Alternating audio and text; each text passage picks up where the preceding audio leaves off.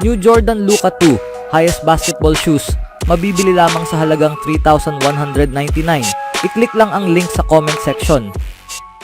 Ang Golden State Warriors ay mayroong mga pangunahing bagay na kailangang harapin ngayong off-season. Mula sa talento hanggang sa coaching, open ang Warriors sa lahat ng option upang mapabuti ang kanilang team sa susunod na season. Ayon sa ulat ni Anthony Slater ng The Athletic, ang Golden State Warriors ay nagkaroon ng pag-uusap kasama ang former head coach ng Los Angeles Lakers na si Darvin Ham. Narito ang eksaktong ulat mula sa artikulo ni Slater. Ang Warriors ay nagkaroon ng ilang konbo kasama ang former head coach ng Los Angeles Lakers na si Darvin Ham sa mga nakaraang linggo ayon sa mga mapagkukunan ng liga. Hindi inaasahang magmamaterialize ito. Ngunit ito ay isang senyales ng pagnanais ng Warriors na dumagdag ng isang kilalang assistant at ang mga indikasyon ay naghahanap sila ng isang dating head coach o dating manlalaro upang punan ng papel. Hindi pa malinaw kung nais ni Darvin Ham ng isa pang head coaching job o kung ayos lang sa kanya na bumalik sa isang assistant position. Kahit na tila hindi gaanong nagustuhan ng mga tagahanga ng Lakers si Ham, dinala niya ang isang inaasahang 7th seeded Lakers team sa Western Conference Finals nung nakaraang season. Tumagal lamang si Ham ng 2 season sa Lakers sa isang sitwasyon na marami ang magsasabing ito ay unfair para sa karamihan. Ang mas malaking issue kaysa sa coaching para sa Warriors ay kung ano ang gagawin nila sa mga talentong tulad nina Andrew Wiggins, Klay Thompson at Chris Paul. Kailangang sagutin ng Golden State ang kanilang mga katanungan sa talento bago ang kanilang mga katanungan sa coaching. Kung paano haharapin ng Golden State Warriors ang off-season na ito ay magsasabi ng marami tungkol sa kanilang tunay na mga plano para sa susunod na season. Habang patuloy na sinasabi ng organisasyon na ang kanilang layunin ay bumuo ng isang team na maaaring mag-champion sa paligid ni Steph Curry, kung titignan ng kasalukuyang roster ay malayo pa sa ganitong kalagayan. Bagamat ang landas tungo sa muling pagbubuo ng isang contender sa Golden State ay hindi kinakailangang patungo sa paghiwalay sa trio ni Curry, Klay Thompson at Draymond Green. Ngunit ang free agency ni Thompson ay kasalukuyang hindi tiyak. Sa isang kamakailang ulat, isinulat ni Anthony Slater ng The Athletic, walang anumang agarang mangyayari o kahit na malalim na plano, ngunit ang mga araw ng transaksyon ay mabilis na papalapit. Ang indikasyon ay nakikita sa front office ng Warriors na may balak silang maging agresibo at handang mag-shake up ng core kasama ang pakiramdam na ang grupong ito ay binigyan ng pagkakataon na manatiling magkasama nitong nakaraang trade deadline ngunit hindi man lang nakapasok sa playoffs. Bagamat hindi ibig sabihin nito na hahatiin ng Warriors ang kanilang pangunahing trio, tila handa ang organisasyon na gawin ang anumang kinakailangan upang mabuo ang pinakamahusay na posibleng roster. Ang duo ni Curry at Green ay halos tiyak na mananatiling magkasama sa Golden State sa susunod na season, ngunit ang hinaharap ni Thompson ay tila nakadepende sa kung ano ang handa niyang tanggapin sa muling pag-sign. Matapos gumugol ng ilang oras noong nakaraang season bilang bahagi ng bench, nagkaroon si Thompson ng malalaking sandali para sa Warriors sa kanyang bagong papel, ngunit nagkaroon din ng ilang mahihinang sandali. Ang lahat ng ito ay tila magiging bahagi ng mga pag-uusap sa kontrata ngayong summer. Sa sumunod na balita naman mga kaibigan, sa paparating na laban kontra kina Kyrie Irving, Luka Doncic at ng Dallas Mavericks, nagbalik tanaw ang star ng Celtics na si Jason Tatum sa kanyang mga pagkabigo noong nakaraan. Mas partikular, tinalakay ni Tatum ang kanyang mga natutunan mula sa campaign noong 2018-19, ang huling beses na naglaro siya kasama si Kyrie Irving bago ito umalis noong summer.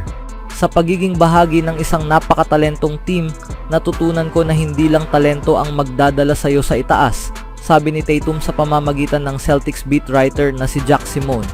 Lahat kami natuto mula rito, lahat kami nag-move on. Ang iba sa amin ay nanatili dito, ang ibang mga tao ay umalis. Yeah, I think, just learning that being on such a talented team that it's not just talent that's going to take you over the top, right? You have to have guys that are willing to sacrifice, guys that are willing to do the other things in order for the team to have a chance. And it wasn't it wasn't a Kyrie thing, it was all of us. Like, we all took part in it.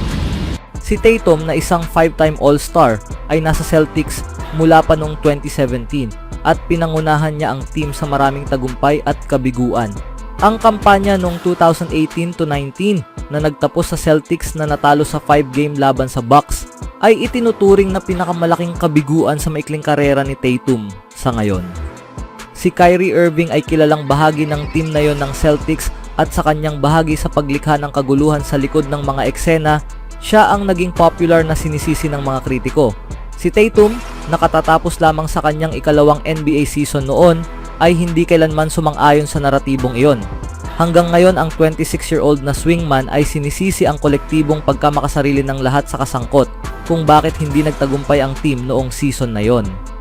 Kailangan mong magkaroon ng mga players na handang magsakripisyo, mga player na handang gawin ang ibang mga bagay para magkaroon ng pagkakataon ang team, at hindi ito isang bagay na si Kyrie lang, ito ay tungkol sa aming lahat. Kami lahat ay may kasalanan kung bakit hindi naging matagumpay ang season na yon, sabi ni Tatum. Mahirap hindi maramdaman na may naiwan sa Celtics noong taon na yon sa pagitan ni na Jason Tatum, Jaylen Brown, Kyrie Irving, Gordon Hayward at Al Horford. Maaring naging borderline super team ang Celtics kung nagtagal sana ang grupo ng magkasama.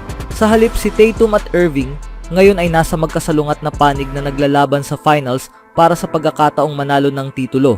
Marami pang magagandang alaala si Jason Tatum kasama si Kyrie Irving bilang ang kanyang teammate. Kahit sa gitna ng labanan, ipinakita ni Jason Tatum ang walang hanggang respeto sa kanyang former teammate na naging kalaban niya ngayon na si Kyrie Irving.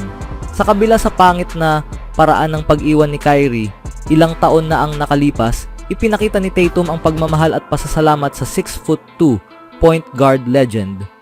Obviously, marami itong ups and downs, pero bilang isang first at second year player, ang pagiging nasa paligid ng isang superstar araw-araw at pag-aaral kung paano i-navigate ang espasyong iyon.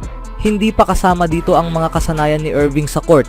Nasa prime si Kyrie sa Celtics at si Tatum ay nasa front row seat para masaksihan ang kanyang kahusayan.